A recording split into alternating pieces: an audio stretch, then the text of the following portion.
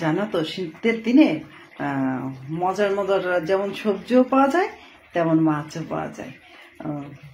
মাছ বলতে সবাই পছন্দ করে না, যেমন আমার এরকম শীতের দিনে মাছ কি পছন্দ হয়, শিঙি মাছ, কই মাছ, শোল মাছ, এই মাছগুলো, আর হচ্ছে গিয়ে ট্যাংরা মাছ। হ্যাঁ, ট্যাংরাগুলো কেমন ট্যাংরা হবে জানো, এত টুকু টুকু ট্যাংরা, বেশি বড় ট্যাংরা হবে না।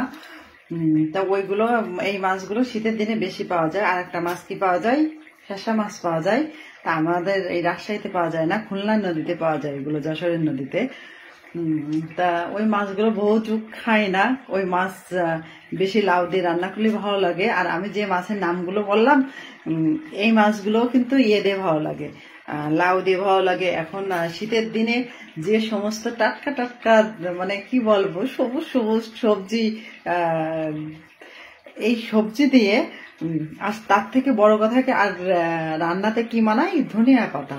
দেখা যাচ্ছে মাছ রান্না করলাম, তার নামানোর আগে একটু ধনিয়া পাতা দিয়ে দিলাম, তা কি মানে মানে অসাধারণ। আর আমি যে মাছের নামগুলো বললাম, ওই মাছগুলো যদি দেখা যাচ্ছে কি, বেগুন দিলাম, একটু আলু দিলাম, মাছ দিলাম, নামানোর আগে ধনিয়া পাতা দিলাম, আর এরকম মানে এই শীতের দিনে এরকম ঝোল করে মাছ খেতে খুব ভালো লাগে। অনেকে তো আছে ভুনা পছন্দ করে, দেখা যাচ্ছে কি সব মাছ বেশি ভুনা করে, কিন্তু এই শীতের দিনে যে সবজিগুলো পাওয়া যায়, এই দিয়ে যদি কেউ একটু পাতলা ঝোল রান্না করে খেয়ে দেখবেন, একবার যদি খান আবার খেতে মন ইচ্ছে করবে।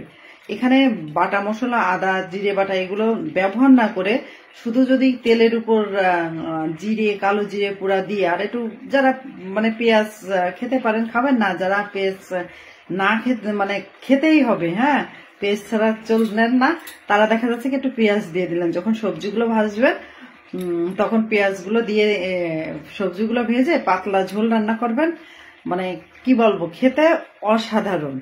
দেখা যাচ্ছে কি মাছের ভিতর সিমও কিন্তু খাওয়া যায়। আমি কিন্তু সিম খাই, বেগুন দিই, আলু দিই, সিম দিই, ধনেপাতা দিয়ে পাতলা ঝোল রান্না করি।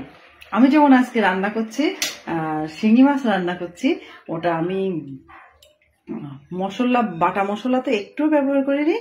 আর এরই ভিতরে কিন্তু মজার আর একটা জিনিস আছে, বড়ি, মানে চাল কুমড়ার বড়ি, ওটা দিতে হবে আর পাতলা ঝোল করতে হবে।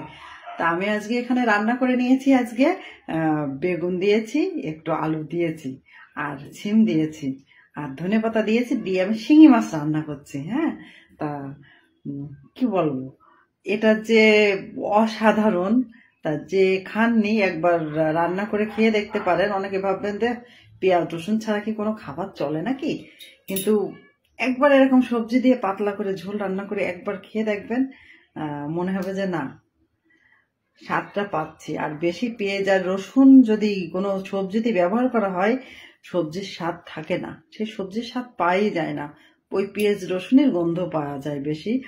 তা আমি আজকে এই যে আমার রান্নাটা, এখানে আমি কাঁচামরিচ ব্যবহার করছি, আর এদিকে বেগুন আছে, আলু আছে, আর এই যে আমার শিঙি মাছ আছে, এটা দিয়ে আমি আজকে একটা ঝোল করে নিলাম, পাতলা ঝোল।